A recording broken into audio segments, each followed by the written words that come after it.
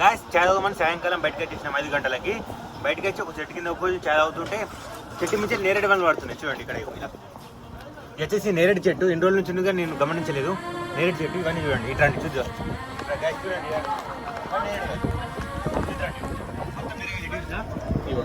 చూడండి. ఏం నేరేడు కాదు, తినొచ్చింది. చూడండి తినిపిస్తుందా? చూడండి స్వీట్ చూడండి.